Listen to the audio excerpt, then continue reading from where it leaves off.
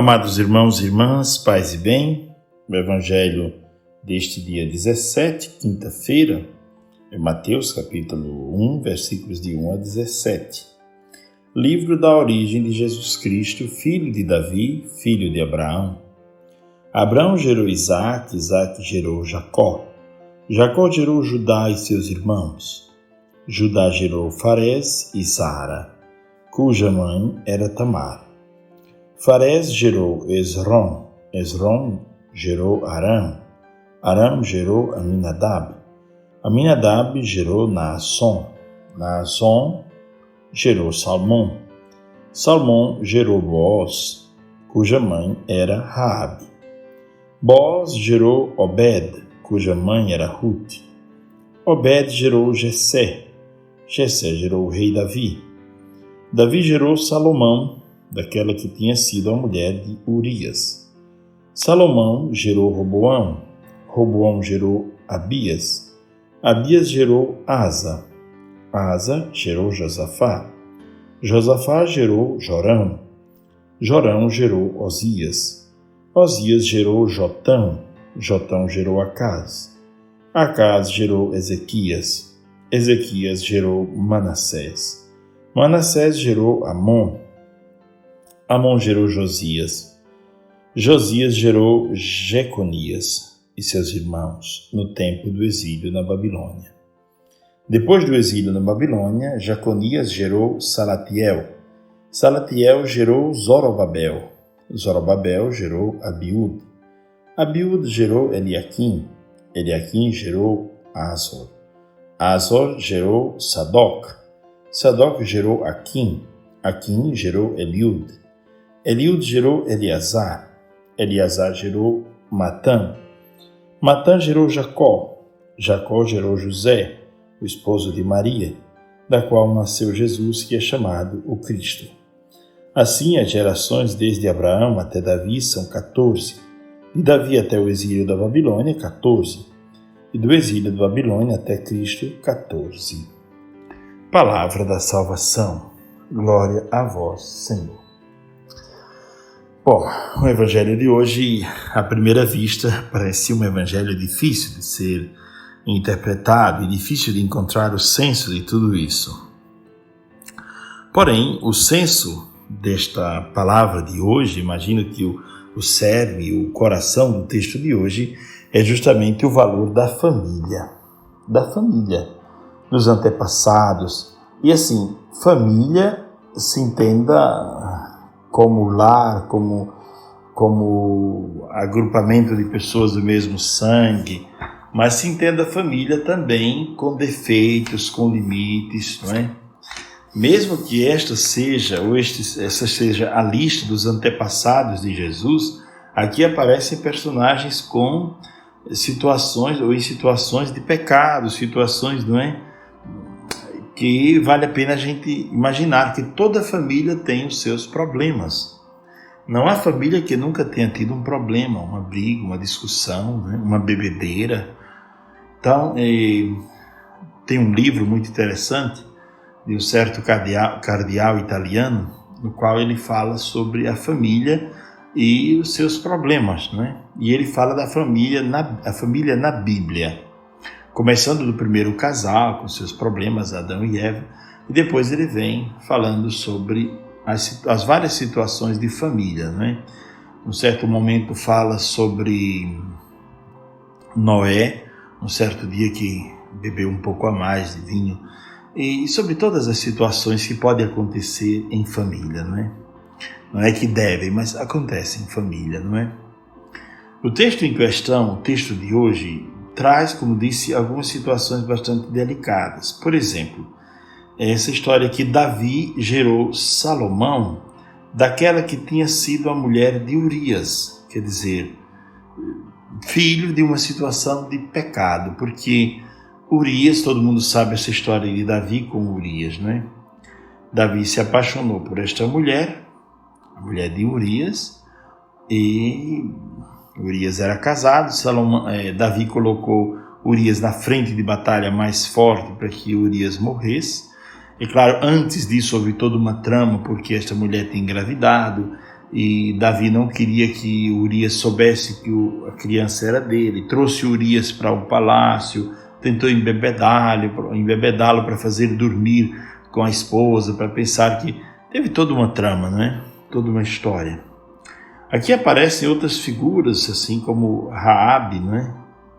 Tem uma história bastante confusa também, né? Mas aparece também mulheres fortes como Ruth, né? Que cortou a cabeça do Holofernes, né? E salvou o povo de Deus. Então, na nossa família tem um pouco de tudo também, como nessa família, né? Nos antepassados de Jesus tem um pouco de tudo, não é? Tem alguém que faz o papel da heroína, como Ruth, não é? Tem também essas histórias, segredos de família, como esse segredo de Davi, né? De um filho que não é filho legítimo, mas é filho de uma história com outra pessoa, né? Então, na nossa família tem um pouco essas histórias todas. Nós sempre imaginamos a família perfeita, mas não existe família perfeita. Existe a família na qual nós nascemos, com defeitos e com virtudes. E devemos caprichar nas virtudes e, diria assim, trabalhar as virtudes para que cresçam cada vez mais em família, valorizar as virtudes que cada um tem, valorizar o espaço, o papel que cada um tem na família, não é? Mas sem deixar de reconhecer que na nossa família também tem problemas. Problemas que precisam ser trabalhados, situações às vezes, não é? Brigas, confusões, intrigas às vezes até na família, não é? Então esse texto ele não vem à toa, não é um texto escrito por acaso, e nem é um texto escrito para colocar-se aqui no lugar para ocupar um espaço, não se trata disso. Se trata de mostrar toda esta origem de Jesus Cristo, filho de Davi, para mostrar que Jesus é da linhagem de Davi, e para mostrar que nessa família, como em toda família, não é? Então, o lado, eu diria, da encarnação, né, de Cristo, né, que é uma encarnação verdadeira. Tertuliano fala muito sobre isso, Irineu de Lyon também, que é um dos chamados padres do Verbo, né, que fala muito sobre o Verbo divino encarnado, né? Eles falam dessa encarnação que não foi uma encarnação pela metade ou falseada, não, foi uma encarnação verdadeira. O Verbo divino se fez carne, né? A palavra divina se fez carne, a sabedoria de Deus encarnou-se em uma família escolhida por Deus, da linhagem de Davi, porque assim as Escrituras estavam prevendo, não é? E assim, repito, numa família com todos os limites que qualquer família tem, humanamente falando. Ele era divino, né? Nós, quando falamos de Jesus Cristo, sempre temos que ter presente essas duas naturezas numa única pessoa. Ele era divino, também encarnou-se, fez-se homem de verdade, não é? Sendo Deus, se fez homem, acampando no meio de nós, e numa família de gente com limites, repito, mas também com virtudes. Aqui tem personagens grandiosos nessa história toda, né? Pessoas que exerceram funções importantes, reis, né? E tudo mais, né? É interessante que também nessa genealogia aqui se fala o nome de várias mulheres, né? Embora a mulher não tivesse um papel assim, diria assim, na sociedade não fosse tão reconhecida, mas nessa genealogia aparece também aqui o papel da mulher, né? Da mulher como mãe, como esposa, e da mulher de um modo geral na sociedade, né?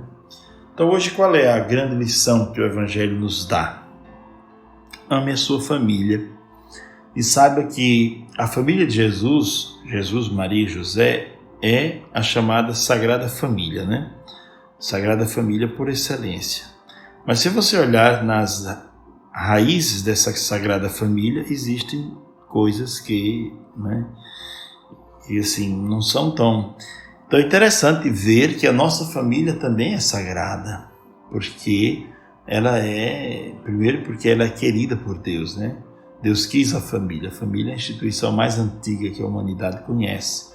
Deus quis a família. E mesmo com limites, com atropelos, com problemas, mas a família é sagrada, porque ela é a imagem da vontade de Deus, ela nasceu do desejo de Deus, não é? Então, cada família, ou em cada família, existe sacralidade, né?